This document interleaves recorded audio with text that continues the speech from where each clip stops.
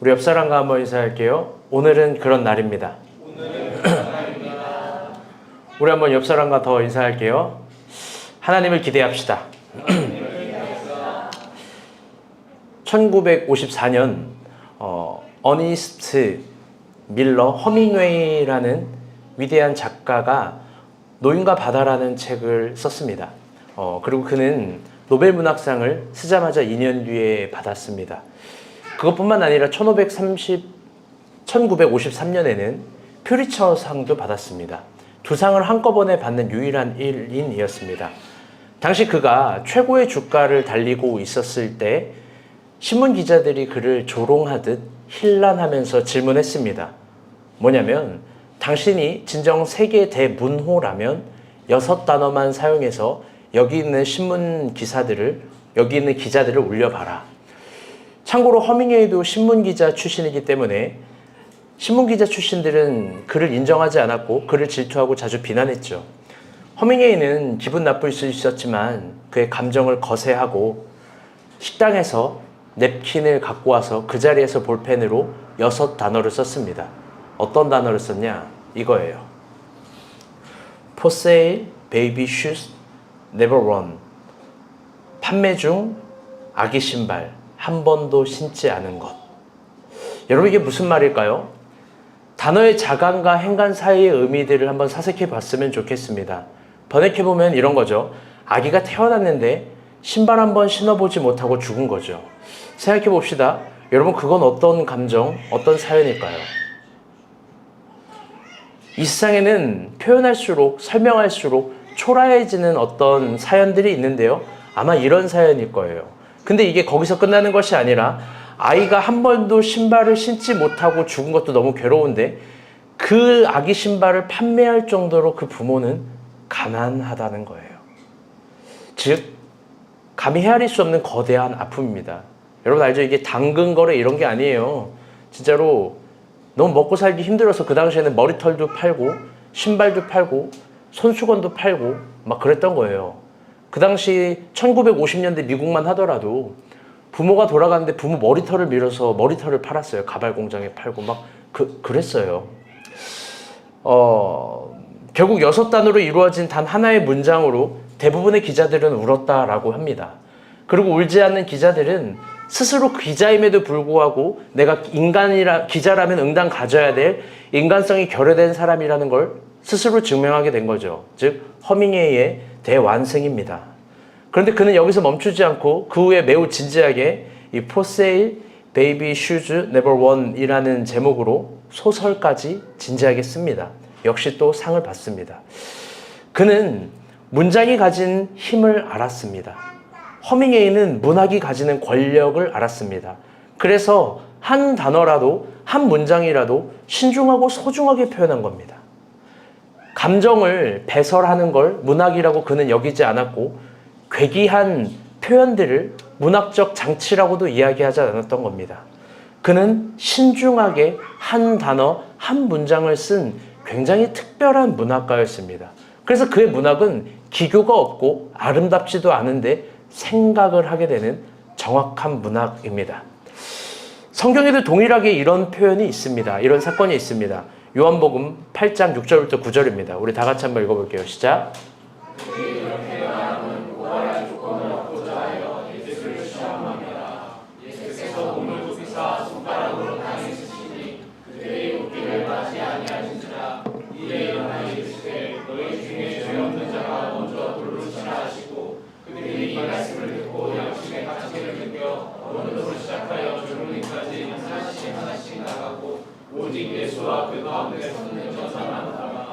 아멘.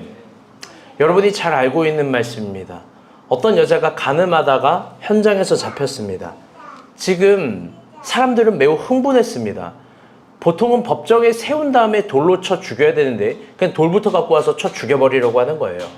그리고 예수에게 시험하듯 물어보는 거죠. 당신은 율법을 많이 알고 있는데 모세의 율법에는 이런 사람 현장에서 돌로 잡아 죽이라고 했는데 당신은 어떻게 할 겁니까?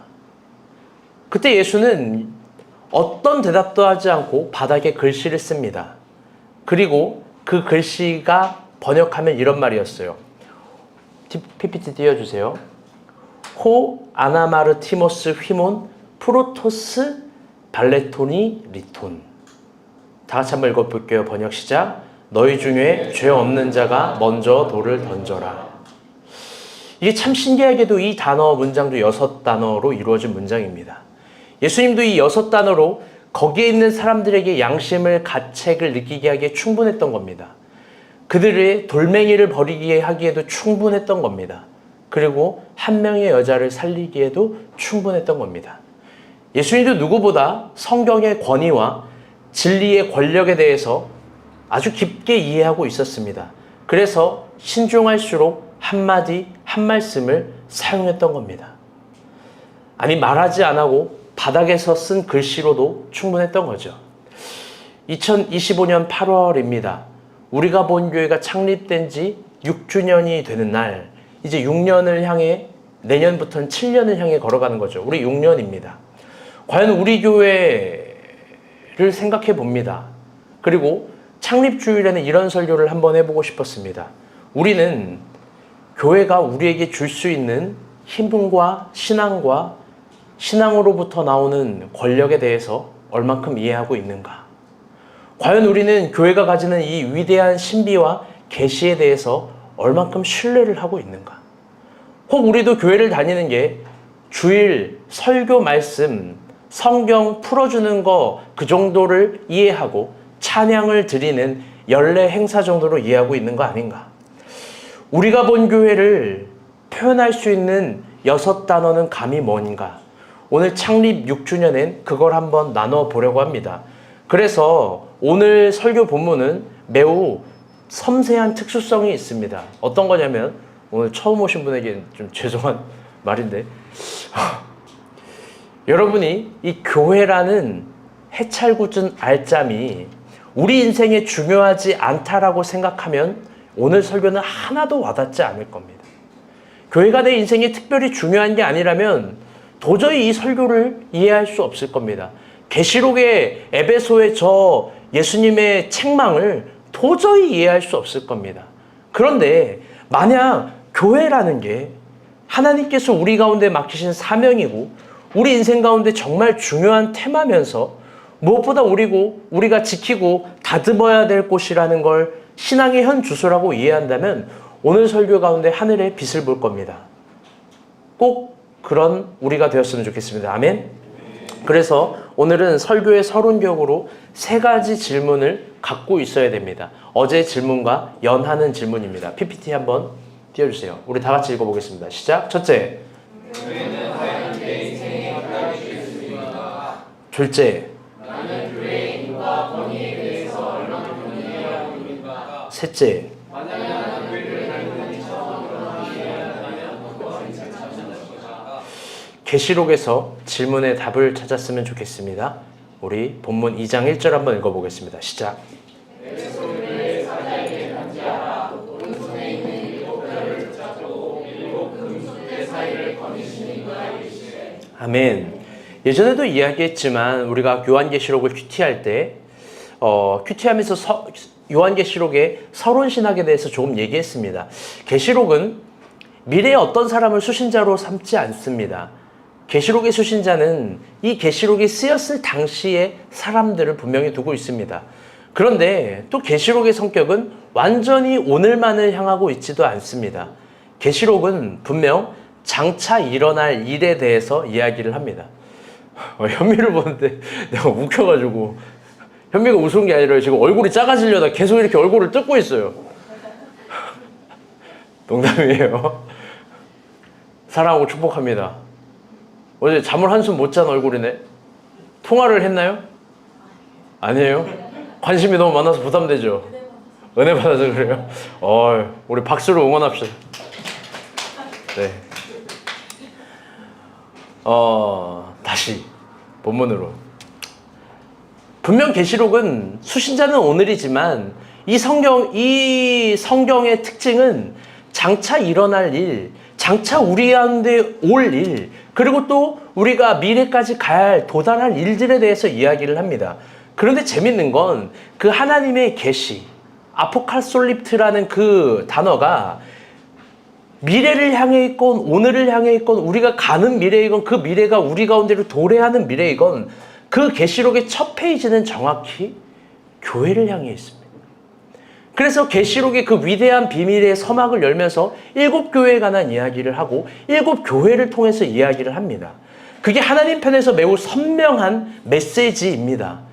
이게 매우 이해할 만한 신비입니다. 그렇기에 우리가 신앙생활함에 있어서 하나님의 대답, 하나님의 의지는 확실합니다. 그건 교회를 통해서 오늘과 내일에 관한 일들을 알려주기도 하고 깨닫게 해주시기도 한다는 겁니다. 계시록은 정확한 문법으로 우리 인생의 신앙의 쓸모에 대해서 이야기합니다. 그건 뭐냐면 오해하면 안 돼요. 신앙의 쓸모라는 게 신앙의 필요가 아니고 신앙의 쓸모입니다. 뭐냐면 교회와 상관없는 개인의 신앙은 그닥 쓸모가 없다라는 거예요. 미안해요, 이런 말해서. 개인의 신앙이 필요가 없다라는 얘기 아닙니다. 그런데 개인의 신앙이 아무리 위대해도 쓸데가 없다라는 거예요. 교회를 위하지 않고서는. 하나님께 인정받는 신앙생활은 잘 다듬어진 내면, 고상한 습관, 아주 품이 있는 언어들, 유려한 도덕적인 판단들이 아닙니다.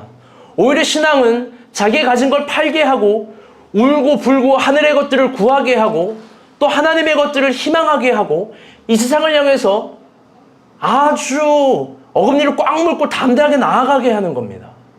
그런데 그게 한 개인의 성장이 아니라 결국 교회를 위해서, 교회를 섬기기 위해서 성도와 목회자에게 신앙을 동시에 허락하는 겁니다.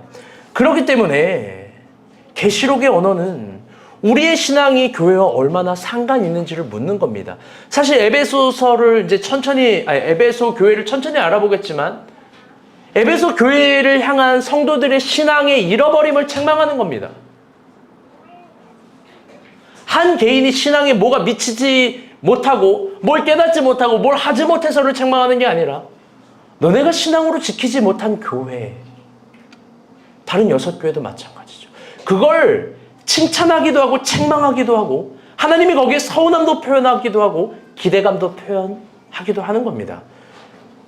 그렇다면 우리의 신앙과 교회는 계시록의 관점에 의하면 아주 상관이 있는 겁니다. 특별히 예수님이 시몬 베드로에게 내가 네 이름과 내 이름 사이에 교회를 둘 거야. 이 교회라는 건 어마어마한 하나님께서 등장하는 신적인 기관인 거죠. 그런데 한번 생각해 봅시다. 당시에 많은 교회가 있었다고 제가 어제 성경 공부 때 얘기했어요. 그런데 왜 하필 에베소 교회에 가장 먼저 이 계시록의 메시지가 임한 걸까? 왜 거기에 계시가 임한 걸까? 그건 에베소 교회엔 아주 특별한 것이 있기 때문입니다. 그게 바로 다시 따라볼게요. 뭐냐면 하나님의 기대감. 적어도 에베소 교회는 하나님의 기대를 충족시켜줬던 거예요. 우리 2절 말씀 한번 봅시다. 시작.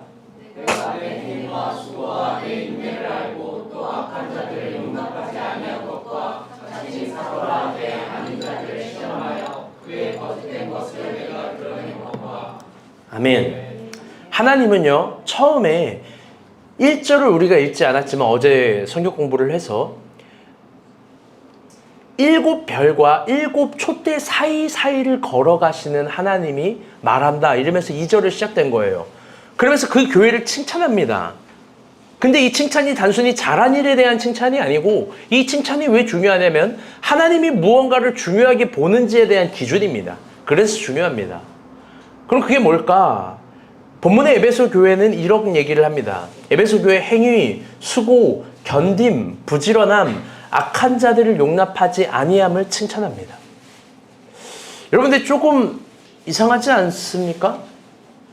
본디 교회는 모두가 올 수 있는 곳이잖아요. 여기서 우리가 좀 생각해 봐야 될 건 이런 거예요. 악한 자들을 용납하지 않았다. 이 세상 모든 죄인들이 다 올 수 있는 교회인데 에베소 교회는 그러면 악한 자들을 못 오게 막은 걸까? 이게 그런 의미일까요? 그래서 착하고 도덕적이고 깨끗한 사람만 오라고 한 걸까? 여러분, 그런 의미가 아닙니다. 보통 성경의 문법에서 악인들, 악한 사람들은요, 포네로스라는 헬라어를 씁니다. 이건 말 그대로 악인들, 악한 놈들이에요. 그런데 오늘 본문의 2절은 카코스입니다.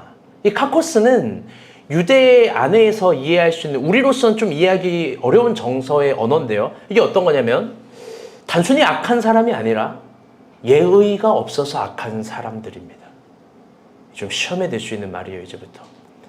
성경은요, 아니죠, 에베소 교회는요, 교회 안에 예의가 없어서 악한 사람들을 용납하지 않은 거예요.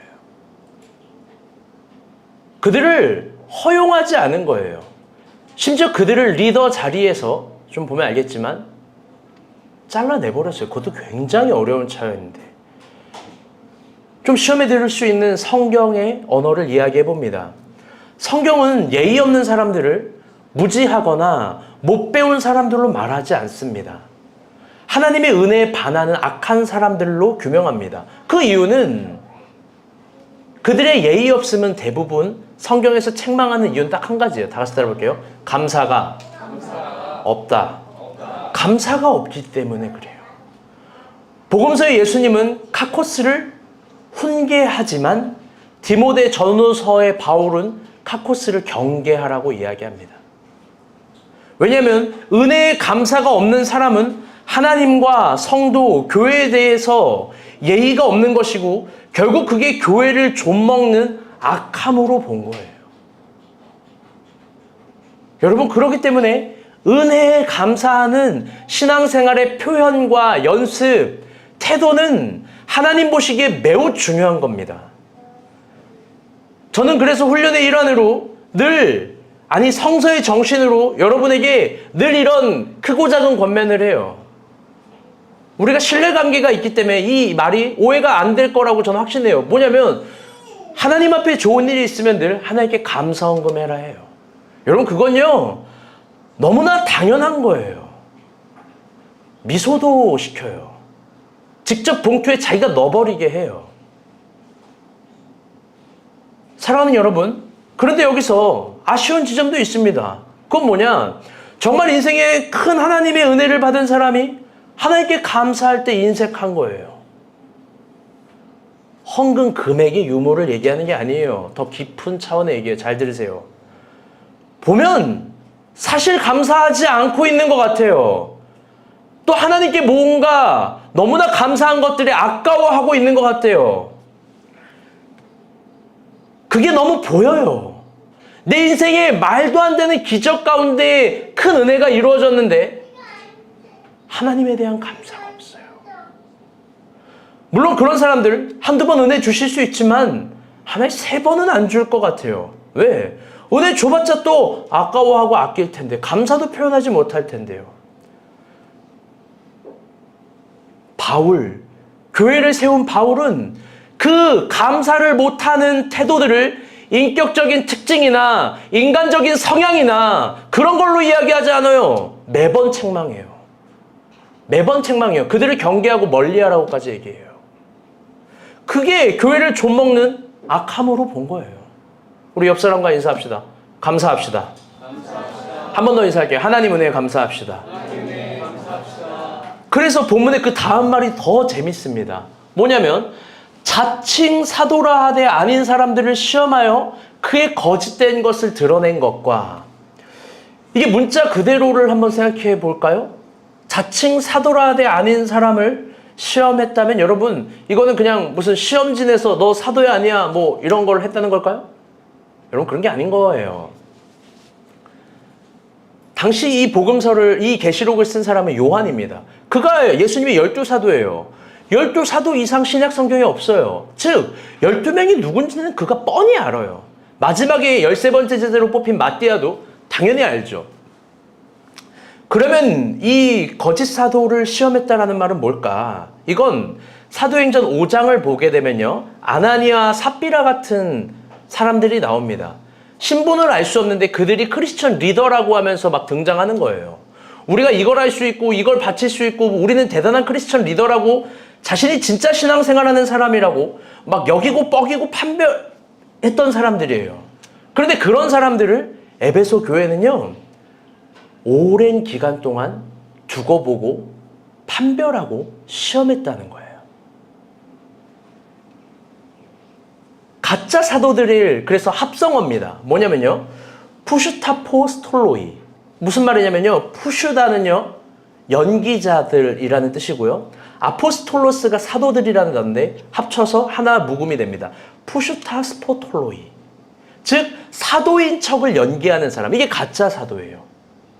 스스로 나는 진짜야 라고 말하는 사람들, 그런 사람들을 판별했다는 거예요. 즉 에베소 교회는 예의를 다해서 그들을 판별합니다. 예의를 다해서. 그들이 스스로 가짜라는 걸 증명하게 돼요. 그래서 이런 노력을 했던 거예요. 3절입니다. 시작. 또 내가 참고 내 이름을 위하여 견디고 그러지 아니한 것을 하노라. 아멘. 에베소 교회의 칭찬은 여기에 있습니다. 그들을 견디고 그들을 참고 인내했던 거예요.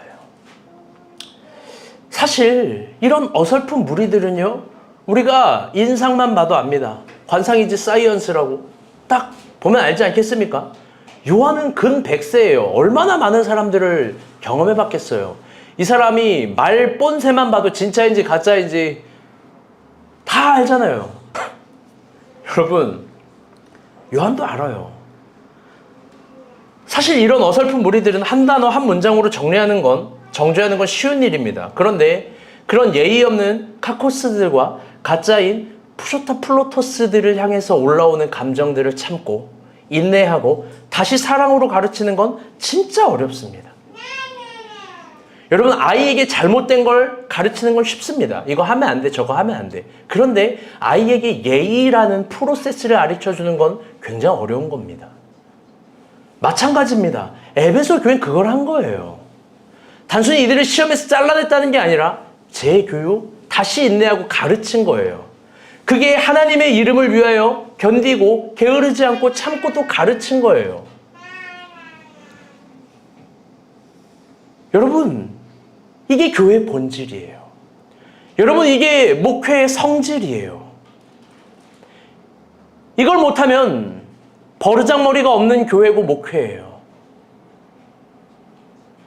사람이 몇 명이 모이든 몇십 명이 모이든 상관없어요. 성도의 삶에, 성도의 생활 규범에, 성도의 방향에 관심이 없다면 그건 하나님 보시기에 버르장머리가 없고 예의가 없는 거일 거예요. 그런데 문제도 있습니다. 정작 중요한 문제는 그런 카코스들, 푸쇼타플로토스들이 정작 본인의 잘못이 뭔지는 모른다라는 모순인 겁니다. 사실 저도 목회를 하면서 이런 게 조금 힘듭니다. 차라리 심각한 죄를 저지르거나 완전히 잘못한 사람들을 혼낼 땐 편해요. 왜? 명명백백하니까. 그래서 둘째 아들 같은 탕자들 있잖아요. 이런 사람들이 오히려 회개하기 편해요. 하나님 잘못했습니다를 말하는 사람이 얼마나 편한데요. 하나님도 편할걸요. 그런데 첫째 아들같이 적당히 아버지 위하는 척하면서 사실 둘째 아들 싫어하고, 적당히 아버지 도와주는 척하면서 사실 더 큰 탐욕을 갖고 있고, 예의가 없는데 예의가 있다라고 생각하는 사람은 가르치기가 힘들어요. 왜? 교만하니까.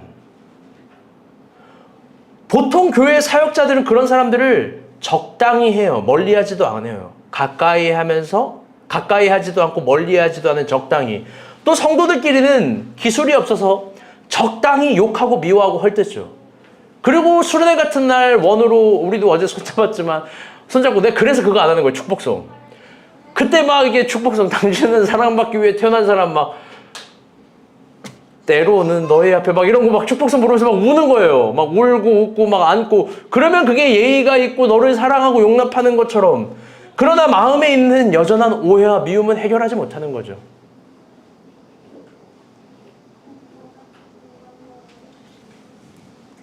사실 대부분의 교회가 그렇게 하는 데는 이유가 있습니다. 그건 모든 사람이 적당히 쓸모가 있다라고 생각하기 때문에 그래요.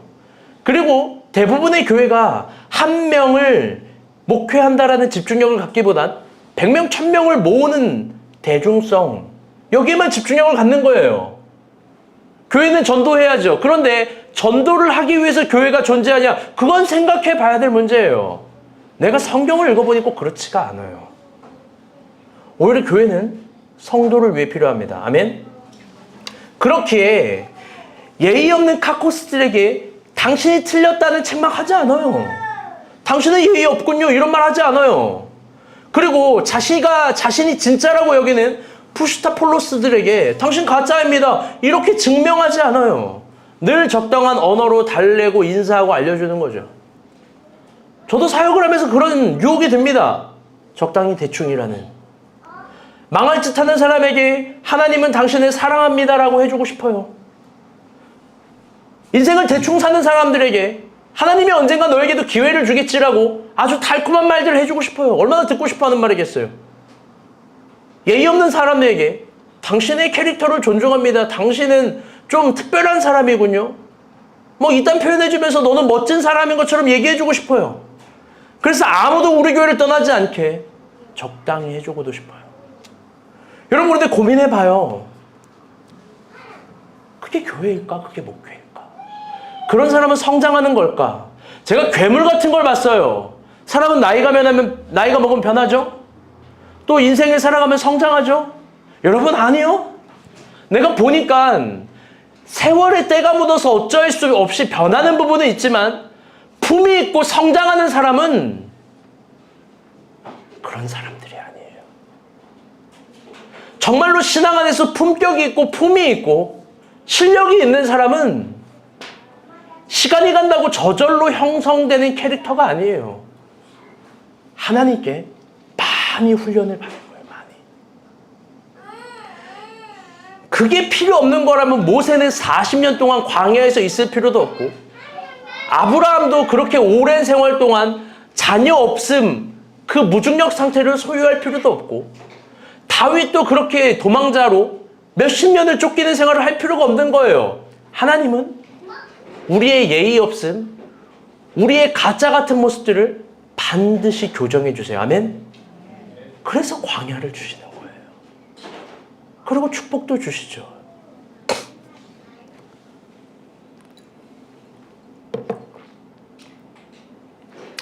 사실 최근 1년간 너무 힘들었습니다. 오늘 사실 처음 오신 분에게 너무 죄송해요. 왜 이런 설교를 하실까? 제대로 걸리셨습니다. 하나님 축복하신 거예요. 아니, 마음도 육체도 조금 지치던데요. 보통 제가 지쳐도 아이스 아메리카노 먹고 치킨 먹으면 막 힘이 나요. 근데 이거 치킨을 몇 마리를 뜯어도 막 힘이 안 나. 요즘엔 내 밥 친구 지원이 형식이도 없어졌어. 이제 거의 밥도 못 먹어.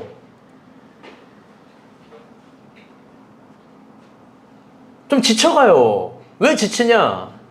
당연히 여러분 이게 밥 못 먹어서 지치는 거 아닌 거 알죠? 그 이유는 스스로에게 묻는 질문들이 있었어요. 이런 거예요. 여러분은 제가 가진 고민과 제가 갖는 외로움과 제가 가진 지침을 문장으로는 이해할 수 있어도 삶의 무게로는 절대 이해를 못할 거예요. 그건 뭐냐면 번역하면 이런 표현이에요. 여러분 표현대로 이해를 돕기 위해서 써봤어요. 이게 맞나? 라는 거예요. 여러분은 이게 맞나 하면서 그냥 웃고 넘기고 막 살잖아요. 그리고 막 좋은 일 있으면 행복하고 그러잖아요. 그런데 이게 맞나를 제가 만나는 순간 어떤 음식 맛도 느껴지지 않고 힘겨워요. 리더로서 갖는 어려움은 이거예요. 제가 맞는 리더라면, 제가 우리 간사들 모일 때도 어제도 얘기했지만 간사들 모였을 때도 얘기했어요. 아니 목사님이 맞는 사람이라면 6명 정도 됐을 때, 개척한 지 6년 정도 됐을 때 모두 예번대로 한 100명 정도는 여기 막 꽉꽉 차서 막 터져 나가고 이제 교회를 옮겨야 되지 않을까요? 막 이런 얘기가 나오고 또 목사님도 말 안 했는데 먼저 그런 얘기 했다고 혼나고 막 이런 아우성들이 있어야 되는데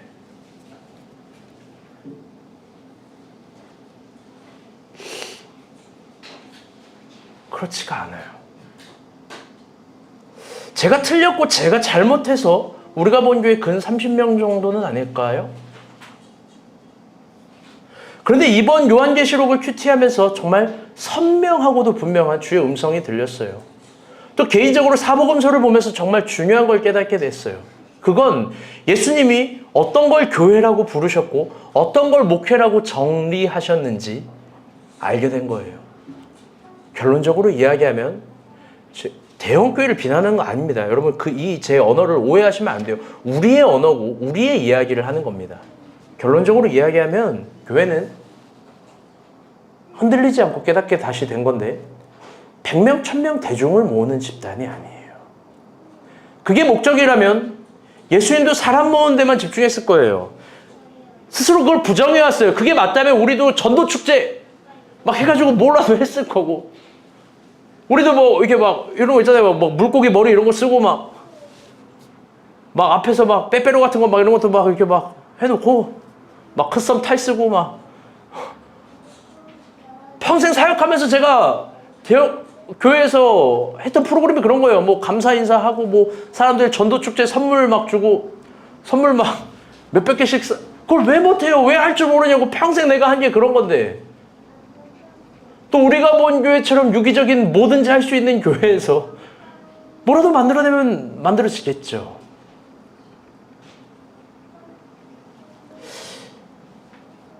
그런데 사복음서를 보면 예수님이 정말 집중했던 건 이런 거였어요. 뭐냐? 새로운 삶을 선고하는 새로운 생명의 탄생이에요. 주님은 그걸 기대하고 희망했던 거예요. 주님은 뭘 기대하고 희망했냐면, 잘 들어봐요.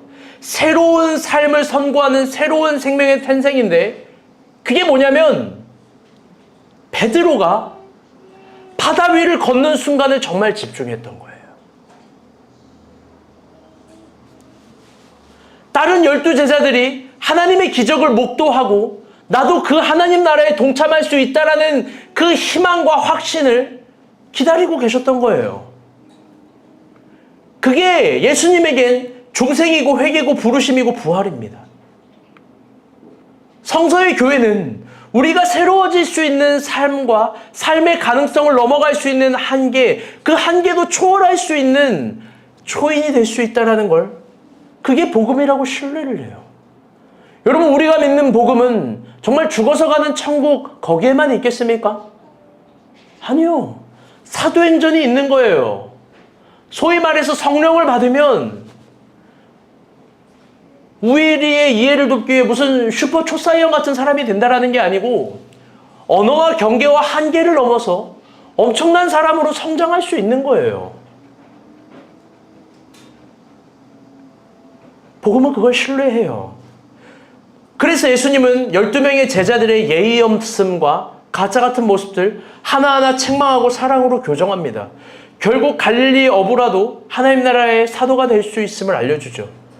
또 그걸 가능만 할 수 있다면 예수님은 강요만 하는 것이 아니라 십자가에서 자기 죽음, 자기 희생, 자기 비움을 감당하는 거예요. 그래서 저는 어제 설교 때도 얘기했지만 깨달았어요. 아, 우리 교회는 100명 되기는 힘들겠다. 이게 제가 6년 만에 깨달은 거예요. 어제도 이야기했죠. 창립 6주년을 맞이해서 그동안 우리가 본 교회에 왔던 사람들을 나름 정확하게 계수를 해본 거예요. 옛날 페이스북, 인스타 막 다 뒤져가고 막 교회 앨범 뒤져가면서. 참 재밌죠. 어제 선규 포함 99명이었는데 오늘 새로운 사람 포함 100명이에요.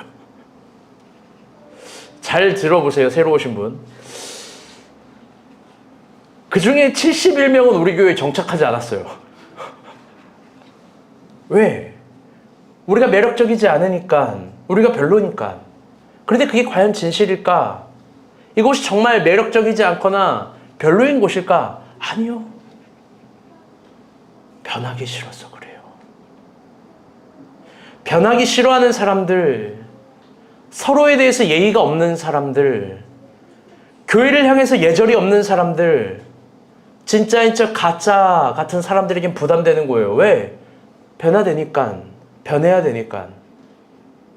목회자로서 저는 예의 없는 사람들에게 늘 정확한 기본을 가르쳤고, 가짜 같은 사람들에게 뭐가 진짜인지를 본을 보여줬고, 틀린 거 틀리다고 이야기했고, 네가 오해고 네가 잘못됐다라고도 품으면서 이야기를 했어요. 저는 성도의 사연을 피하지 않았어요. 여러분 잘 알 거예요.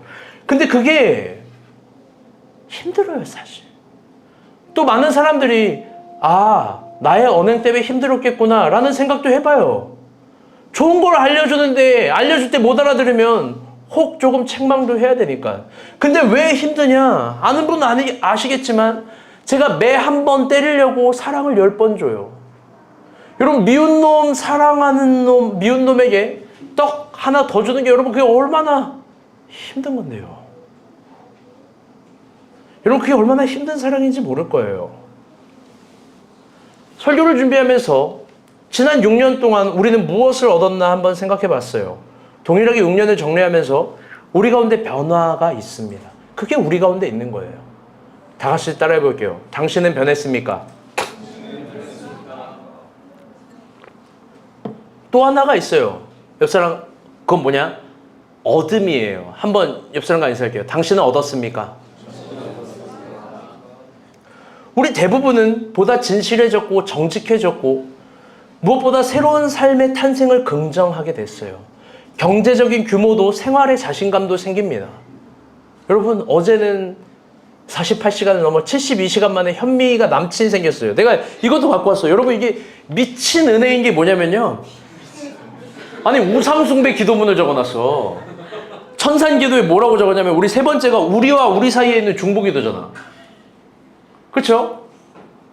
현미 씨를 사랑하는 마음을 가지고 그 마음이 꾸준히 이어지길. 그 다음이 뭔지 알아요? 하나님 사랑, 이웃 사랑. 많이 예의가 없어. 혼날 것 같은 친구야. 두 번째 뭔지 알아요?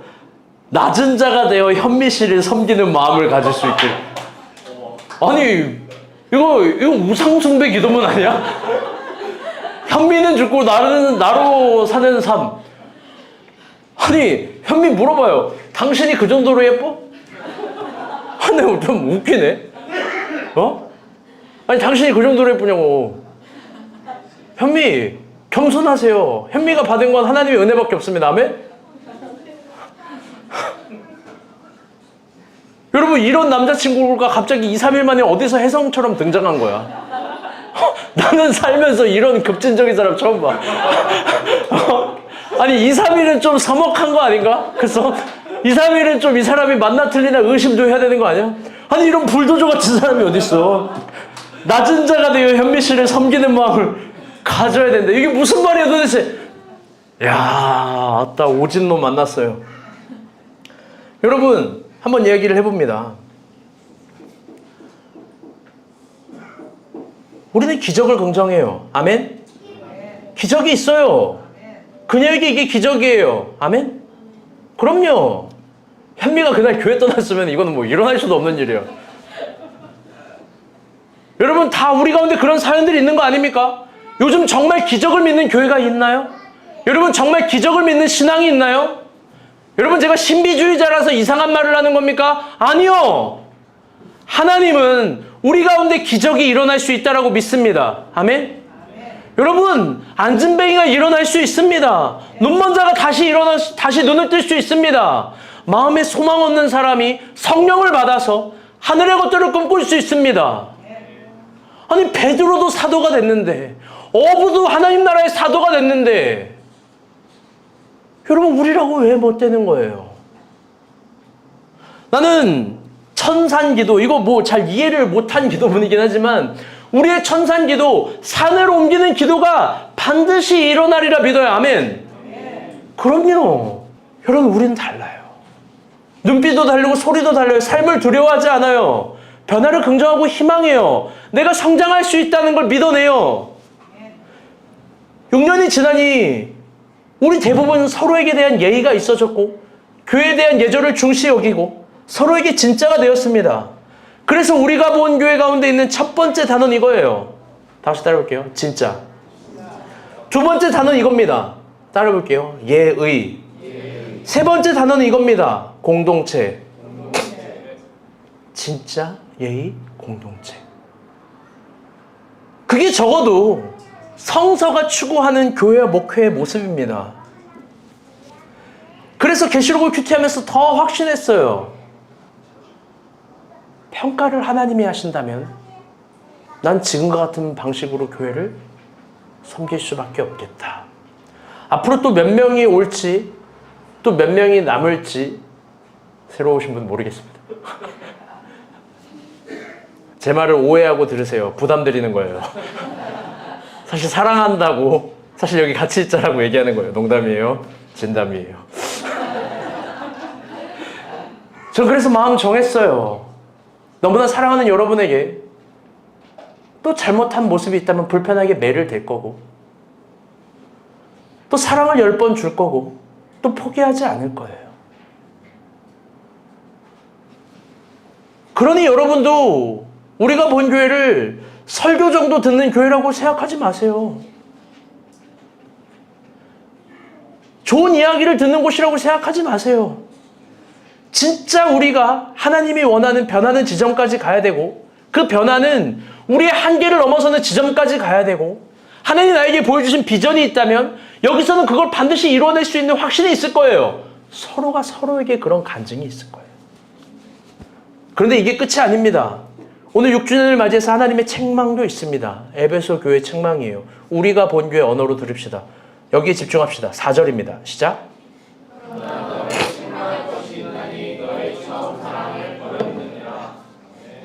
아멘. 한 번 더 읽을게요. 시작.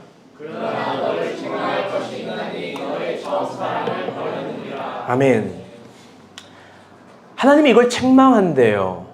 그런데 우리가 이 단어를 좀 깊게 생각해 볼 필요가 있어요. 책망한다. 우리 국어 네이버 사전 가라사대 이런 뜻이에요.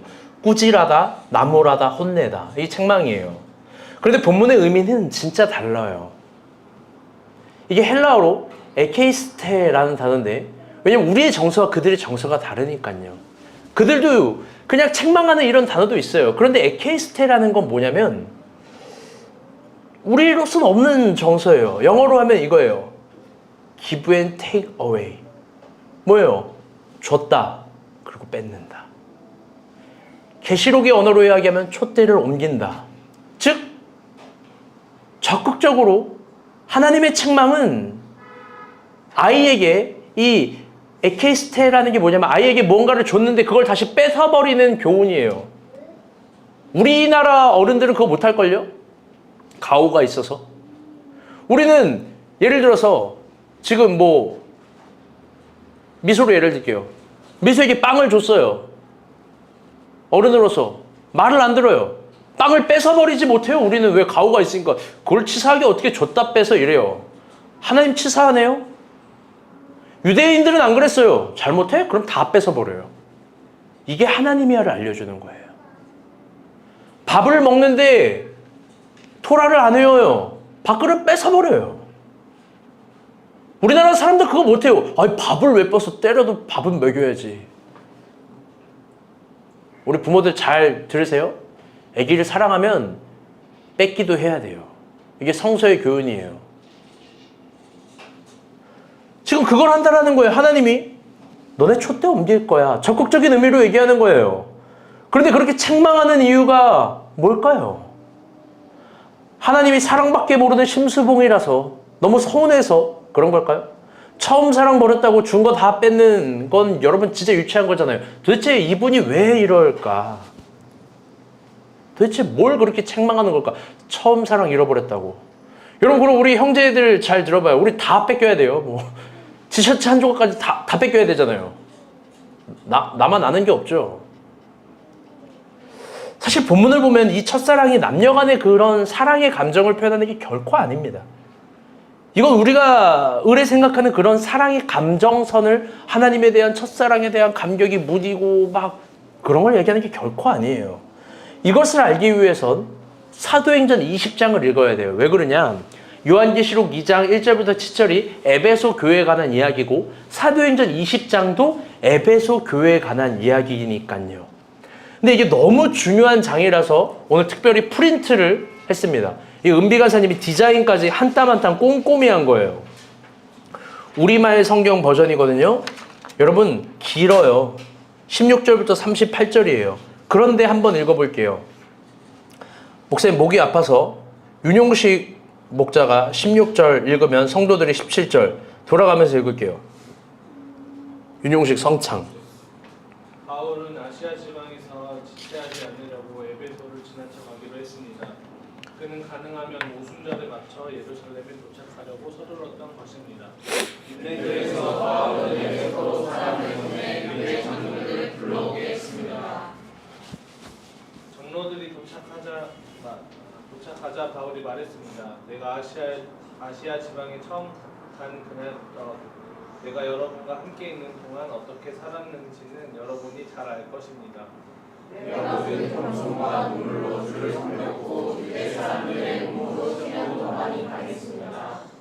여러분도 알다시피 나는 여러분에게 유익한 것이라면 무엇이든 주저하지 않고 전했고 공중 앞에서 또 집집마다 방문하면서 여러분을 가르쳐 왔습니다. 유대 사람과 그리스 사람을 모두에게 예배하고 하나님께 돌아와 우리 예수를 믿어야 한다고 선포했습니다. 그리고 지금 나는 성령의 강권하신 가운데 예루살렘에 가려고 합니다. 그곳에서 내가 무슨 일을 당할지는 알 수 없습니다. 오직 내가 아는 것은 어떤 도시에 가든지 감옥과 고난이 나를 기다리고 있을 것을 성령께서 내게 증언해 주시는 분입니다. 그러나 나는 내가 달려갈 길과 주 예수께서 내게 주신 사명, 곧 하나님의 은혜의 복음을 증언하는 사명을 다 완성하기 위해서라면 내 생명을 조금도 귀한 것으로 여기지 않습니다. 내가 지금까지 여러분과 함께 다니면서 하나님 나라를 전파해 왔으나 이제 여러분이 다시는 나를 보지 못할 것입니다. 그래서 오늘 내가 여러분에게 분명히 선언하지만 여러분 가운데 누가 멸망에 빠진다 해도 그것은 내 책임이 아닙니다. 나는 하나님의 모든 뜻을 주장하고 여러분에게 전파했기 때문입니다. 여러분은 자신과 양떼를 잘 살피고 조심하십시오. 성령께서 여러분을 감독자로 세우셔서 하나님께서 자기 피로 사신 교회를 돌보게 하셨습니다. 28절 빨간색 글씨로 꼭 치세요. 29절 시작.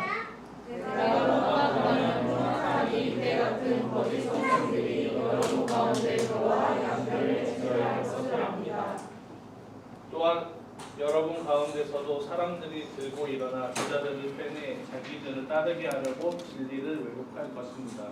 그러므로 정신을 갖고 자유롭게 있어야 합니다. 내가 참여에 여러분 모두에게 잠나 쉬지 않고 눈물로 훈계하는 것을 잊지 마십시오. 이제 내가 여러분을 하나님과 그분의 은혜의 말씀에 맡깁니다. 그 말씀이 여러분을 든든하게 세워 거룩함을 입은 모든 사람들 가운데 기업을 받게 하실 것입니다. 저는 그 교회입니다. 그가 옷을 하나님께 없습니다. 여러분도 알다시피 나는 나와 내 일행이 필요한 것을 손수 벌어서 썼습니다. 이처럼 내가 모든 일에 공헌을 쓰니 여러분도 약한 사람을 도우며 주는 것이 받는 것보다 복이 있다라고 하신 주의 말씀을 기억해야 합니다.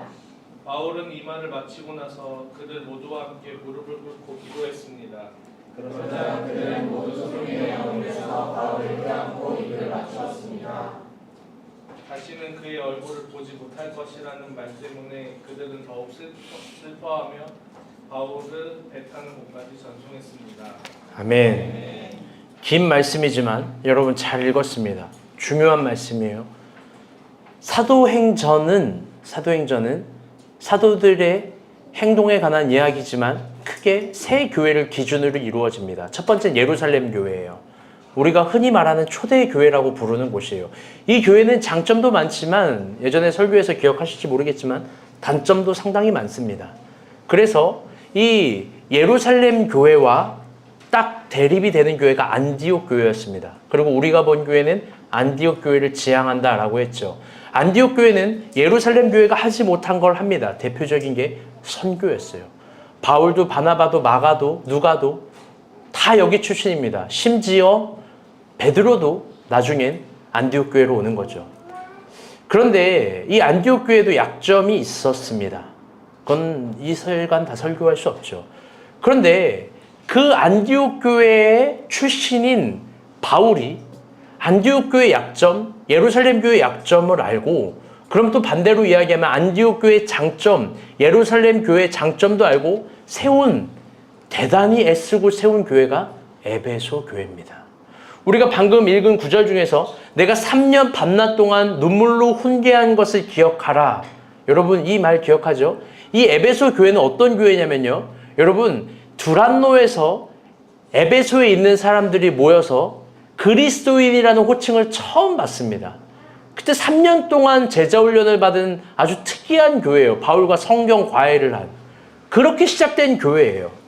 그렇기 때문에 에베소 교회는 교회로운 공동체성, 구제, 선교, 하나됨 다 갖고 있었던 거예요.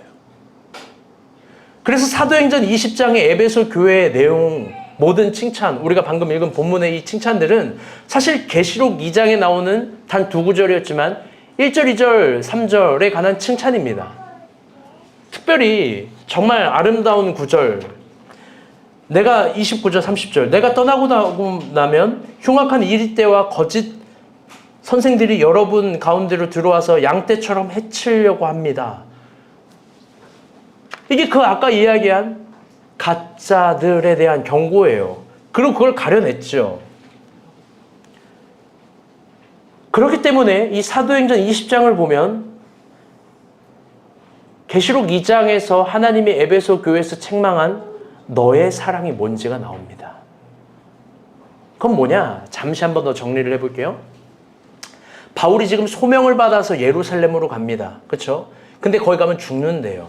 성령이 그걸 예고합니다. 우리라면 안 가겠죠. 미리 알려주셨으니까. 근데 그걸 알고도 가요. 그게 대단한 거예요. 죽는데 갑니다. 근데 그 에베소 교인들은 보내기 싫어하고 바울은 가야 된다라는 그 사이에서 바울이 그동안 에베소 교회를 어떻게 섬겼는지를 말합니다. 그리고 우리 에베소 교회가 어떤 교회인지를 깨닫게 합니다. 그걸 얘기하면서. 즉, 거짓 선생들을 분별하고 양떼를 유린하는 가짜를 거절하고 내가 교회에 유익한 거라면 어떤 거든 끌어와서 다 나누어 줬고 내가 집집마다 방문했고 그러면서도 누구의 은이나 금이나 옷을 탐내지 않고 오히려 손수 벌어서 교회에 필요한 것들을 채웠고 잘못할 때마다 책망했으나 우리는 서로 사랑했다라는 이야기를 합니다. 그게 바울의 사랑이에요. 그리고 그 모든 목회적 근원의 본처, 그리고 또 하나님께서 교회 리더로 세운 사람의 캐릭터성, 그 캐리그마를 이렇게 얘기하는 거예요. 이게 너무 중요해요. 너무. 그렇게 내가 한 이유는 33, 34, 35 다 같이 한번 읽어볼게요. 시작.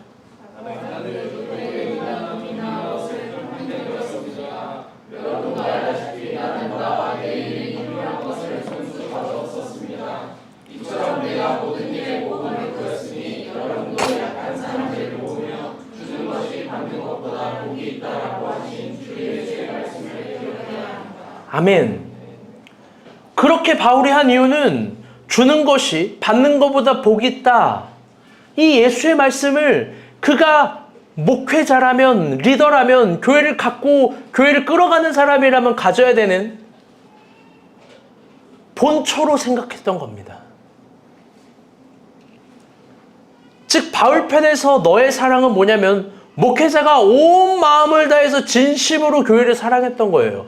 그런데 동일하게 그의 성도들에게도 얘기하는 거죠. 주는 것이 받는 것보다 복이 있다는 걸 이제 너희도 기억해야 돼. 바울은 교회가 전부인 사람입니다. 그게 하나님이 특별하게 에베소 교회에 첫 번째 계시를 주는 이유예요. 바울이 가장 사랑한 교회, 바울이 눈물로 세운 교회, 아주 특별한 공동체인 교회. 그런데 에베소 장로들 편에도 너의 사랑이라는 게 있습니다. 그건 뭐냐? 바울만 이 교회가 전부가 아니라 에베소 교인들에게도, 그 장로들에게도 이 교회가 전부인 거예요. 밀레노로 가는 배 앞에서 펑펑 울면서 그를 전송해요. 그를 놔줘요. 그 이유는 뭐냐? 그들에게 있어서 더 중요한 건 바울이라는 사람보다 하나님이 가장 큰 주도성을 갖고 있기 때문입니다. 그들은 하나님을 따를 때, 그러나 바울이 제시한, 여러분 무서운 말이에요. 바울이 설교 속에서 보여준 하나님을 따를 때 얼마나 교회가 커지고 새로워지는지를 깨달았던 거예요. 당시 에베소 교회에는 특별한 기적이 있어요. 그건 뭐냐? 이 시대의 문구예요. 이걸 제가 정하는데 이거예요. 기적을 원하거든 에베소로 가라. 제가 옛날에도 이거 한번 설교 때 얘기했을 거예요. 기적을 보고 싶거든 에베소로 가라. 왜? 에베소 교회는 너무나 특별하게 치유와 축복과 경제적인 축복들이 너무나 많이 있었다라는 거예요. 그런데 막상 가면 그들의 치유의 기적은 병 낫는 기적이 아니라 가보니까 서로가 서로를 충분한 사랑으로 돌보는 사람들과 서로의 삶을 응원하는 경제력과 정치력이 있었던 거예요. 에베소 교인들은 그걸 알았던 거예요. 바울이 죽는 순간까지 순종해야, 그의 리더가 죽는다는데 그것마저 순종해야 하나님 뜻을 따른다는 걸 알게 된 거예요. 그래서 그들에게도 에베소 교회가 전부였던 겁니다. 사실 바울은 모든 선교의 재정적인 동력을 에베소 교회에 얻습니다. 에베소 장로들도 그걸 지원합니다. 그래서 그들은 삶의 대답을 가지고 교회를 투영하는 것이 아니라 교회가 주는 대답을 늘 따랐던 거예요. 그래서 아주 무섭게 거기서 경제적인 부분들이 번영해요. 대표적인 게 로마인을 상대로 했었던 어업이에요. 이게 어마어마한 거였어요. 중요한 건 이겁니다. 그들은 목회자와 성도가 서로 다 교회가 전부인 사람들입니다. 교회가 그들의 신앙의 전부였고, 교회를 지키는 게 그들의 신앙의 표현이었고, 교회를 새롭게 하는 게 그들의 진실의 사랑입니다. 왜? 교회가 전부이니까.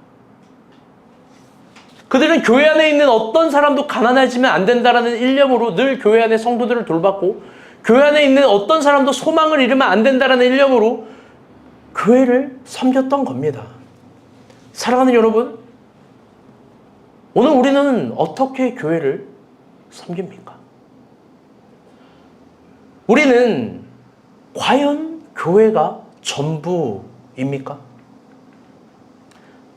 제가 바울은 아니지만 저도 표현할 수 있는 한 가지는 전 뒤가 없어요. 교회가 전부예요. 그런데 생각해보면 여러분도 마찬가지일 거예요. 여러분도 교회가 전부라고 생각해요. 물론 아닌 분도 있겠지만, 일부인 분도 있겠지만, 저는 또 담대하게 이야기하는 건 교회가 전부인 인생을 살아가기를 바랍니다. 그게 하나님이 무언가를 기적을 베푸실 하나님 관점의 근거일 겁니다. 아멘? 그래서 우리가 본 교회 네 번째 단어는 이겁니다.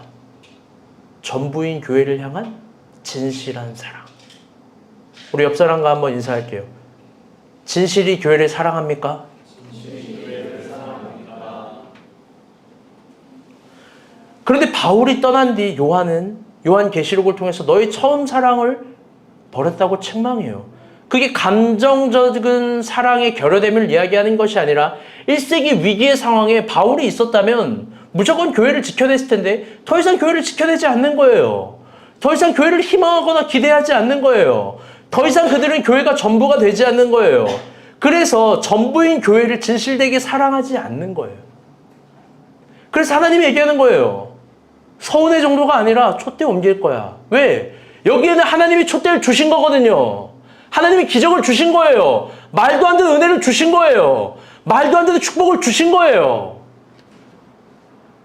근데 이제 니네가 교회를 그렇게 전부가 아니면 거두시겠다는 거예요. 어제도 우리가 이야기했지만 교회란 뭡니까? 단순히 일주일에 한번 모여서 예배드리고 찬양드리고 설교를 듣는 거 그게 아니에요. 교회란 뭐냐? 우리 말씀 하나 봅시다. 시작.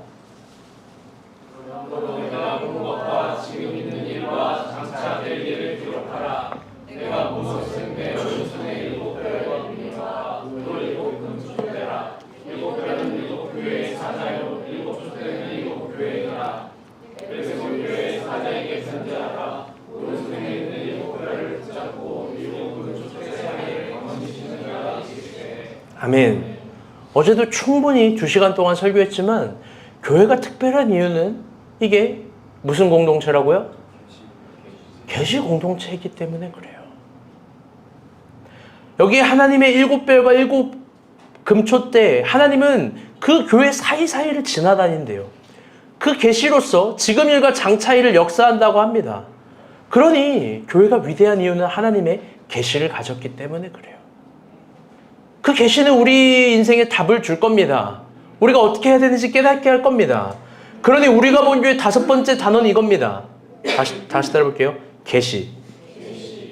동시에 6번째 마지막 단어도 생각이 나는 거예요. 생겨나는 거예요. 그건 뭐냐?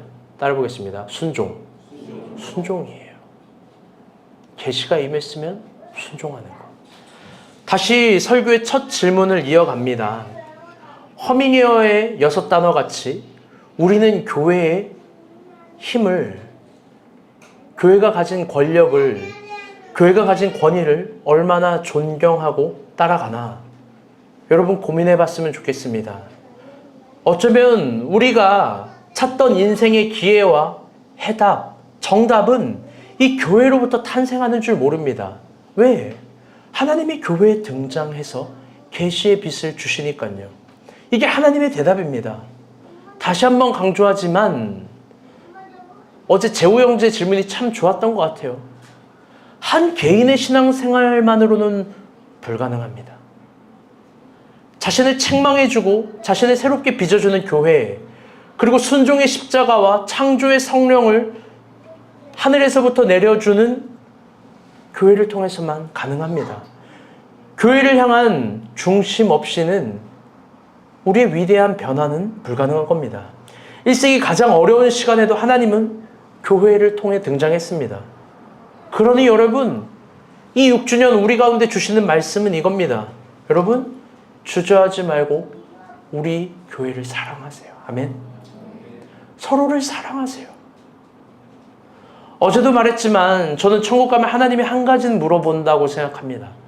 우리가 뭘 먹고 살았고 뭘 누리고 살았고 내가 내 때 뭘 이루어냈고 막 이거 그렇게 크게 안 볼 거예요. 내가 하나님 이걸 해냈고 이걸 이루었고 이거 해냈습니다. 그거 안 물어볼 거예요.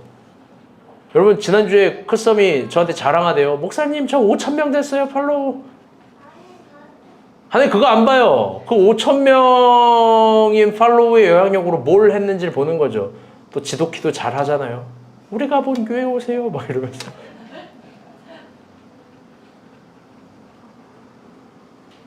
여러분 하나님이 물어보는 거 너는 십자가 졌니예요. 내가 핏값으로 산 십자가 졌니? 오늘 본문에 바울도 그렇게 얘기하는 거 아닙니까? 주님이 핏값으로 사신 교회. 이거 말씀 읽어볼게요. 이거 너무 중요해서. 몇 절이야?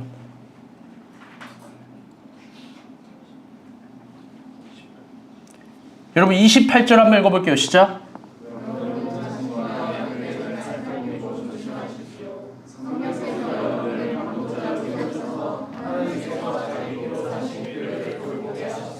여러분 이게 사명 아닙니까? 여러분 이 6주는 여러분에게 해주고 싶은 말 이겁니다. 더 교회라는 가치에 눈을 뜨세요. 더 서로 사랑하세요. 충분히 하나님은 우리 가운데 은혜를 주실 거라고 믿습니다. 아멘? 여러분 서로가 서로에게 예의 없는 카코스가 되면 안 됩니다. 그거 용납 못합니다. 교회 예절이 없는 카코스가 되면 안 되고 은혜에 감사도 못하고 표현도 못하는 세상에서도 못 배운 예의 없음을 여기에 밀어붙이지 마세요. 결국 저한테 부러질 거예요. 또 내가 가짜임에서 진짜인 척하는 포로네스가 되면 안 됩니다. 여러분 변화될 거예요. 내 안에 가짜 같은 모습들은. 하나님께서 우리를 진짜로 부르셨습니다. 아멘. 말씀의 결론을 맺겠습니다.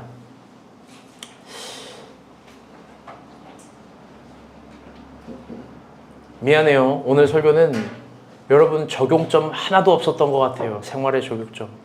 그냥 일방적으로 6주년에 맞게 설교했는데 하나님이 필요한 은혜 주실 줄 믿습니다. 아멘. 일주일 내내 고민했어요. 설교를. 정말 일주일 내내. 다른 교회 가서 설교했지만 한 5분 눈으로 보고 설교했고 일주일 내내 준비하고 준비했던 설교가 고작 요 정도예요, 여러분. 그러나 하나님께서 충분하게 은혜를 주시리라 믿습니다. 아멘. 아름다운 2025년 8월입니다. 창립 6주년이 되면서 우리에게 6단어가 주어졌습니다. 생각해보니 1년에 한 단어씩 주어진 것 같아요. 첫 번째 단어는 진짜라는 단어입니다. 두 번째 단어는 예의라는 단어입니다. 세 번째 단어는 공동체고요. 네 번째 단어는 진실한 사랑이고, 다섯 번째 단어는 계시고, 여섯 번째 단어는 따라가는 순종입니다. 그래서 우리가 본 교회 6단어를 두 문장으로 준비했습니다. 한번 읽어볼게요. 시작. 진짜인 서로에게 예의를 다하는 공동체. 두 번째 시작. 진실한 사랑으로 계시를 따라가는 공동체. 이 진실한 사랑은 자기애가 아니에요. 교회를 사랑하는 진실한 사랑이에요. 이 교회 붙이면 좀 세련되지 않을 것 같아서 뗐어요. 진짜인 서로에게 예의를 다하는 공동체, 진실한 사랑으로 계시를 따라가는 공동체. 여러분, 하나님 자신 있습니다. 하나님 자신 있습니다. 우리 가운데 계시를 주실 거니까 서로를 다해 예의 있게 사랑합시다. 아멘. 끝으로 창립 6주년에 다시 교회 리더 사람을 세울 겁니다. 우리가 본 교회 목자가 있었다가 다 1년 동안 해제됐었는데 다시 목자를 오늘 광고 때 세울 거예요. 우리 그렇게 다시 교회를 세워가며 나아갔으면 좋겠습니다. 아멘. 우리 찬양합시다.